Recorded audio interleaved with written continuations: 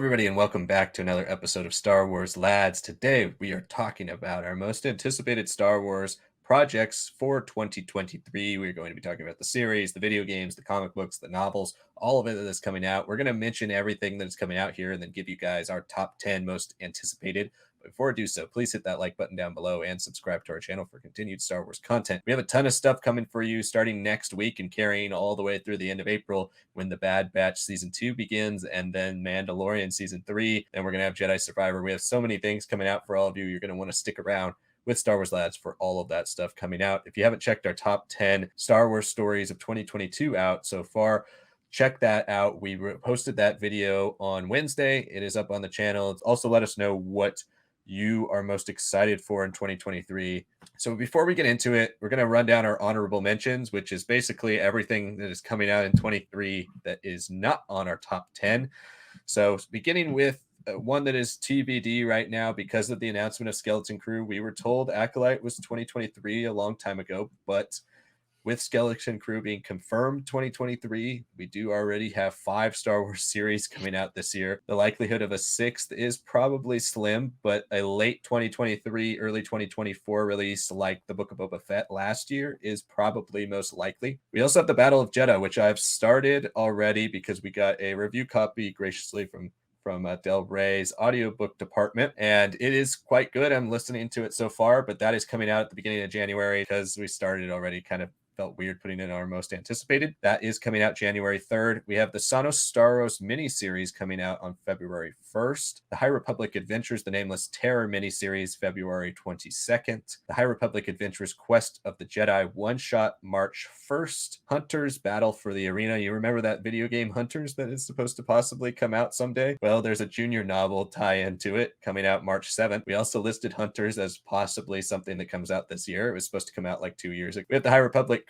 Quest for Planet X junior novel April 4th, and then the High Republic Edge of Balance Precedent manga volume coming out May 23rd. That is the next entry into that series. Sanak, out of the ones mentioned here in the honorable mentions, which are some of the ones you're most anticipating? Yeah, I mean, I think from the start, when High Republic Phase 2 was in the works, we were starting to just get some of the basic details. Definitely the High Republic Adventures Quest of the Jedi one-shot was near the top of my list because it is written by Claudia Gray, I believe. I don't know, I'd like to see her after a little bit of a more mixed reception to The Fallen Star. Maybe like a nice, like detailed and really rich return to form because she thrives on giving us so much on world building, on character development. She does a lot of things really well all at once. Definitely Acolyte. I think that goes without saying. I want to see a dark side story, especially in the High Republic, dealing with non-traditional dark side users too. I haven't started Battle of Jeddah yet. I'm excited for it because I did enjoy the Tempest Runner. Definitely looking forward to those. Yeah, the Battle of Jeddah would probably have made both of our top 10s if I hadn't already started it. For me, it's also the Dark Horse comics, both of them, the Nameless Terror and Quest of the Jedi. I think just seeing Star Wars Dark Horse again is quite exciting. I'm very interested in Hunters. I think the way this was all dragged out has made me more interested in it because it's like, why is this taking so long? Or is it just going to be a complete disaster and a complete flop? I'm at least looking forward to seeing like what the reaction is to that game. And then probably Edge of Balance Precedent. I have enjoyed the Edge of Balance mangas. Hopefully this goes in a bigger, more like interesting direction. Those have been a little more safe than I would have liked from Star Wars manga. Like Visions has gone really crazy. Star Wars manga, I would like to go a little bit more true to the form than like true to Star Wars. Like it's been very reserved, I would say. So hopefully hoping for more there. And then of course, yeah, if the Acolyte did come out in 2023, it would probably be like my number 2 or 3 most anticipated thing. Can't say enough about how excited I am for that. And hopefully it's great. So let's move on to our top 10. I'll introduce the first one here. We do have the High Republic Cataclysm, which is coming out April 4th. It is the next adult novel in the High Republic, and it follows up on the High Republic Convergence. The High Republic Convergence for both of us was a good book. I think I liked it a little bit more than you did, Sanak, when we reviewed it, but ultimately it is one of my least favorite High Republic books I've read. It's my least favorite adult novel for sure that I've read in the High Republic. So I think Cataclysm has dropped a little bit for me in terms of that regard, where I am so far with the Battle of Jeddah and then also with Convergence. It's following a story that to me is far less interesting than what we got in Path of Deceit and what we're ultimately going to get in Path of Vengeance. So for those reasons, I'm putting Cataclysm this low. Yeah, I'm definitely excited for that book as well. But like you said, I wasn't the biggest fan. There were parts that I really enjoyed, like the dynamic of the princess and the prince together. Axel Greylark is also probably the most fascinating character. So next, I think our number 9 is going to be Inquisitor: Rise of the Red Blade. That's a novel coming out July 18th. I believe it's an adult novel too. That one is pretty interesting as far as as like a full-fledged adult novel because it takes place and focuses on the character of Iskat, who was one of the Inquisitors that, if you don't know, is one of them from the Charles Soule Darth Vader line. This is an adult novel. It'll give us a strong POV of like the inquisitorial structure, kind of the developments of it, because we know it exists, but we don't really know why it existed, like what they were doing besides hunting, why Fortress Inquisitorius was founded and shifted away from Coruscant completely, like, and what was the involvement there. So I think that's probably the most interesting thing about the book. It's more of like the question, I think, that really compels me there. Yeah, I think the thing that makes me most interested in this book is the Delilah S. Dawson's writing it, who has been one of the most underrated canon authors, in my opinion. Like Phasma was really, really good, and nobody really talked about it. Exploring the Inquisitorius is something that I find also very interesting, even though we've done it a lot between Obi-Wan Kenobi and Rebels and the Charles Soule comics. But I think at least in novel form, it'll be interesting to get another dark side book. We haven't really had a dark side centric Star Wars book, if I'm thinking right. Lords of the Sith, but that's not even too much from Darth Vader and Palpatine's POV. Really, if you want to go back to it, it might be Darth Plagueis. So I'm interested in some dark side POV. I think that's why it rises all the way up to my number 9 on here as well. So next we're going to jump to number 8. And for us, that is the first Star Wars series we have listed on here. It is Star Wars Visions Volume 2. Star Wars Visions Volume 2 is coming out spring 2023. It is still to be determined. Most likely with the Bad Batch ending at the end of March, it's going to be April, if I had to guess. But we both really enjoyed most of Visions Volume 1. There were episodes that are significantly better than other episodes. There's episodes that are significantly worse. But that's kind of the package here. It's looking for what is each animation studio going to bring in both their animation style, but also their storytelling style. And I think with how interesting Visions was, with how many different sides to the Star Wars universe it gave us, and some really creative ideas, I'm looking to see what the rest of the world is going to bring to Visions Volume 2, because that's the angle that we're given here, is not just Japanese studios anymore. We're getting studios from all over the world. Visions has a chance to be the most unifying kind of Star Wars thing that we've ever seen, to give us perspectives of creators from everywhere. I'm really looking forward to see what this batch of creators brings for Visions Volume 2. Yeah, no, I definitely agree with a lot of those sentiments. Like you said, this is the world really taking on Star Wars, not necessarily in the biggest medium, but I want to see like, okay, maybe they're influenced by Visions and they bring in some stuff there, or maybe there's some direct continuations, right? Maybe we get like a Night Jedi sort of in that world continuation, or something with like the duel, or yeah, the Elder. Like there's a lot of possibilities for just complete new stories, for continuations, or like at least like symbolic sequels. I am very curious to see what they'll do to like differentiate it. So I'm hoping maybe this is another way to pull in non-traditional Star Wars fans into the fandom. And moving on, I think we should talk about our number 7, and that is Jedi Battle Scars, due for March 7th. It's an adult novel, and that's really big for me because we've had Jedi Fallen Order, and it's a really strong reputation. Here we're getting a story that's going to be set between the 5 years of Jedi Fallen Order and Jedi Survivor. I'm very curious to see a lot of like the more auxiliary characters like Grease and Sarah, and especially Marin. And I think for me, what I'm excited for is to see like the transition into this little bit more of this hardened versions of each of these characters. Like Sarah and Cal are like almost unrecognizable in the trailer. We know that one of the Inquisitors, I think it's the fifth brother, I believe that's who it is. Yeah, he's gonna be in it too. So some Inquisitor stuff, maybe some transition to a little bit more of the Survivor enemies, maybe some hints there. regardless, very, very excited. Yeah, I think this one for me is high because of my excitement for Survivor more than anything, but it is going to be nice to get into these characters' heads. Like you mentioned, these characters in this world kind of being tied to the game only has made it something that I enjoyed experiencing, but I haven't really thought much about since 2019. And now with the ramp up towards Survivor coming out, I'm excited to get into at least Cal's head and understand a bit more of the layers around him, Marin as well. Sam Maggs writing this is the one thing that like I'm hesitantly excited about because I don't really know anything about her. I know she's written some Star Wars comics and some short stories. And last year we got two authors that had never written anything Star Wars with Mike Chen and with Adam Christopher, and they wrote two of my favorite Star Wars books in canon. So maybe Sam Maggs is going to deliver an awesome book. Like I'm very excited for the unknown of a new Star Wars author. I always get excited for new people entering the fray.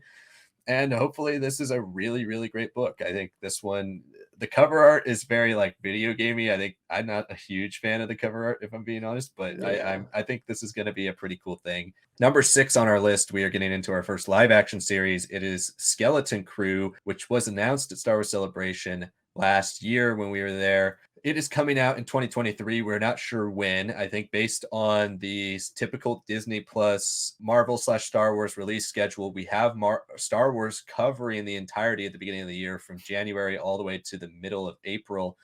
Most likely we'll switch to Marvel at that point because we have Guardians of the Galaxy coming out in May. Ahsoka is coming out sometime in the summer, we would expect. So we have Skeleton Crew. And I think the best likelihood for the show is probably a late August, early September, maybe even October type of timeline. But we're looking at best late summer, probably at worst early fall. I'm excited for it. We don't really know anything about it. We've gotten one piece of film from it, and that was in that little snippet of the Disney Plus 2023 promotional video. We know Jude Law's in it. We know it centers around a bunch of kids.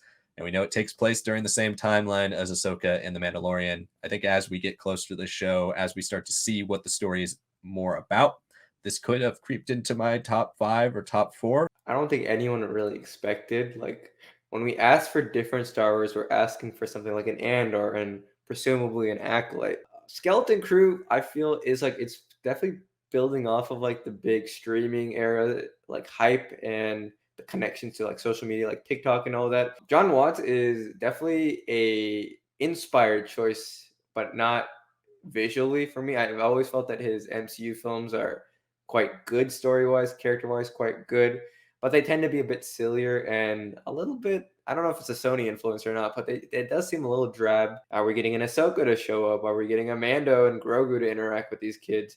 Why is the show even called Skeleton Crew? Who is Jude Law's character? Is he like a teacher?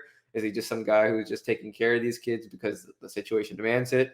Some people are saying Laura Santeca. It's one of the few trailers that I'm like, I just need to be filled in with like a lot of detail to really get hyped for it. And our next one is The High Republic, Path of Vengeance. The beating heart of Phase 2 seems to be these young adult novels. And if we're only getting two, and after the great first one, I think Path of Vengeance, especially with the Rose sisters, that's gonna be huge. I'm really curious what happens to the mother. I'm really curious what like things like Battle of Jeddah and all that will inform because they are obviously affecting some of those conflicts. I agree. And so far in Battle of Jeddah, Marta Rowe and the mother are pretty decent part of it. They've shown up quite a few times, and I'm about halfway through the book. So I'm excited for Path of Vengeance. Path of Deceit is my favorite of the young adult books in the High Republic so far. Kevin Scott's writing it. He wrote The Rising Storm. I cannot wait for this. The cover art alone would get me hyped, even if it was a no-name author and I had no idea what this is about. This is a great cover. This is the last thing releasing in Phase 2 that we know about. So it could be the capper of the whole phase, and I cannot wait to see what Kevin Scott does here because it's going to be probably pretty epic. So then we go on to our fourth pick, which is starting next week. It is The Bad Batch Season 2. The Bad Batch Season 1 was a really good season of Star Wars television, one of the best animated Star Wars Season 1s we've gotten so far. And it was really surprising for a number of reasons. To me, it was super surprising because of how many layers it gives us towards the building of the new empire. I was not expecting the Bad Batch to be the place we do that. And it is the place we are going to be building out how the empire forms and how we transition to stormtroopers officially from clones and what happens to the clones ultimately. And Bad Batch Season 2 seems to be heavily playing that up on all the promotional material. We're seeing a lot of shots of Palpatine. We're seeing shots of stormtroopers. We're getting all of that content, and we're ultimately going to be tying the cloning stuff into what it's going to be doing in The Mandalorian. I also don't think it's too shocking that the Bad Batch, the end of it, is going to be going on right as The Mandalorian is starting. There is a good probability that some cloning is laid and tied into The Mandalorian. But overall, the show was such a delight for season 1. I can't wait to get back into like a full-fledged weekly Star Wars animated show.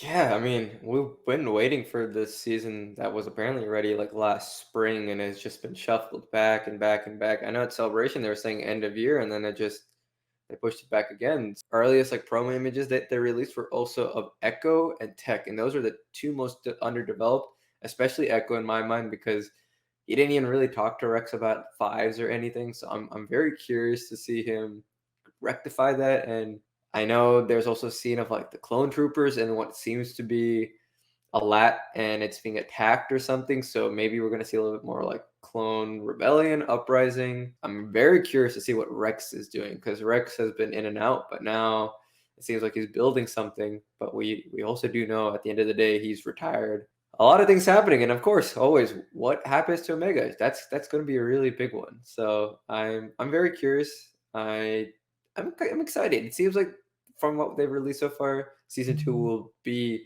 a really strong step up from a very strong season 1, probably the best of any animated shows that we've gotten from Star Wars. And then our next one is obviously a big Star Wars game that we've been waiting for so long. It's really about Jedi Survivor. Trailers have looked great. It looks like there's going to be different like ways of using your weapons and different weapons to choose.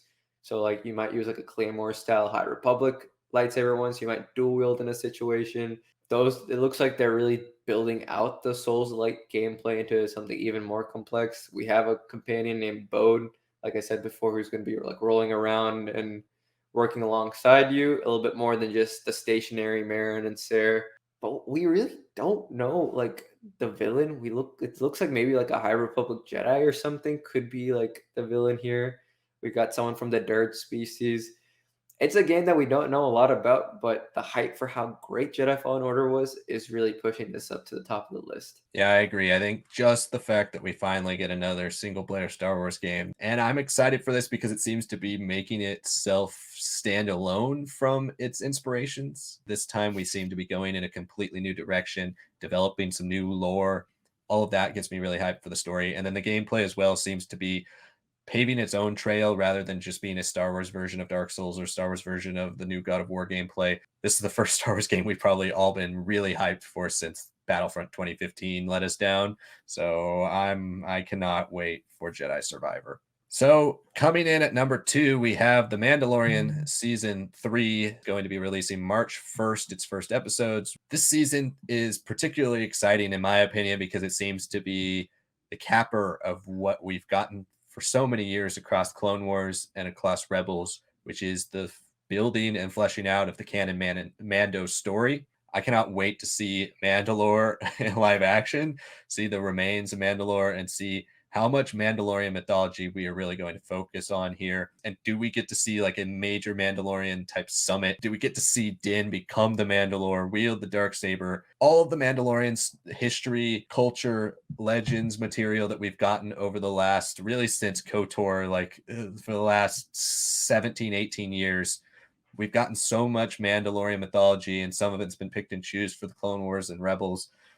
Here, I think Mandalorian season 3 is really going to just completely give it to us. We're going to have kind of that foundational Mandalorian piece. But Mandalorian season 3 should give us everything we've ever wanted from Mandalorians and ultimately set us up for what will be kind of our big finale whenever that ultimately comes out here in the future. Like you said, Liam, this feels like this is going to be a Mandalorian season. It's not going to be Force users. It's not going to be Grogu and Ahsoka and Luke. They may show up in like a final conflict, but they're not the star players. They won't take over an episode or an entirely different show either. I'd love to see Boba Fett show up in the show to make up for garbled mess a lot of his stuff was, and the fact that he wasn't even a main player in for 2 of his episodes. Yeah, I mean, echo everything about you said about Mandalore, especially after the Night of a Thousand Tears. I want to see like a full like flashback of that. I want to see Bo-Katan like lead her people to ruin after Rebels. I want to see Sabine here. I would like to see what she doesn't leave Lothal. That's presumed that she just stays there for the entire conflict after the events of Rebels. But maybe we see Din Djarin go to her because she might be the only person who knows some things about Mandalorian culture that he needs to understand a bit more. But we're also getting a lot of New Republic stuff. It seems like people are saying the range of the New Republic storylines are being folded in. People have forgotten how great Mando was, and I think Mando season 3's objective is to be like, well, it is a show about the Mandalorian, but it's huge now. Like this, I feel like the stakes now that this man has a dark saber, it's gonna make everything space combat, people we're meeting, all of it. I think it's gonna be like we're gonna be jaws on the floor every week. That's my opinion at least. That does bring us to our number one, and it is Ahsoka. That is set for possibly summer 2023. But the question is for me is this gonna be like a story about kind of how she gets back to the epilogue scene in Rebels? Is this a story that is more Book of Boba Fett in that sense that we're catching up to the present day? Has the epilogue of Rebels already ended and then we're just moving forward with the story? Is it more Force based? Is it more Rebel sequel? I don't know, but this is Filoni's first full series. That one in Book of Boba Fett was great. I absolutely loved it. But having a full series here, yeah, definitely excited. Bringing up that point about it being Dave Filoni's first creator-driven series, I think is the thing that makes Ahsoka the most exciting for me. We've seen Dave Filoni improve so much as a live-action director in just 4 episodes. He's married his strong relationship to Star Wars storytelling with his visual flair that he's able to do on it in an animated series and then also bring that to live action. He's become a pretty complete filmmaker, and I've loved watching him grow over the last 4 years. It's also going to be great to get the epilogue to Rebels. I'm very interested to see the way this series goes because I think it is going to be a mix of flashbacks and present day stuff, but I would be shocked if the story itself doesn't take place at the same time as Mandalorian season 3 or maybe a little after or a little before. I think this story is going to be the Force side of Mandalorian season 2 that we saw so heavily, the Luke stuff, the Ahsoka stuff. I think Luke's going to show up in this season. Ezra, Hera, Sabine are going to show up. Where is Zeb? I want to see Zeb. And then ultimately, this is probably going to be where we get our debut appearance of Grand Admiral Thrawn. And I cannot wait to see what Grand Admiral Thrawn looks like in live action. I think this show as well, more so than The Mandalorian, is going to lead us to the ultimate big finale of what all these series are building towards. This is going to hint at it more so than anything in Mandalorian season 3. I think Mandalorian season 3 might give us more of the Imperial side. This is going to give us what Thrawn is doing, what he's building. Where we're talking about flashbacks, though, we can't discount the fact that Hayden Christensen is going to be in the show, and he's appearing as a Force ghost, and I cannot wait to see what that entails. I can't wait to see Anakin and Ahsoka having conversations here in live action, but also just what is his role? Is he kind of a specter who keeps appearing to Ahsoka to give her advice? Is he somebody that she can only talk to when she gets to specific places of maybe strong light side energy? Or are we going to be getting those Clone Wars flashbacks we've been teased about for a long time? We just recently got a rumor about somebody being cast as young Ahsoka for the Clone Wars era. How much of Hayden do we get to see in the Clone Wars? How much of Hayden do we get to see interact directly with Rosario Dawson? All of that stuff is just making this series like the most anticipated Star Wars show for me since probably Obi-Wan because of the similar type of characters that are showing up. And for us types of fans, I know you brought this up for a Mandalorian season 3 part. Us fans who have followed everything for so long, it is rewarding to see the stuff that you've been told in the past is like secondary Star Wars now get promoted to the part of Star Wars that is selling everyone on an entire streaming service.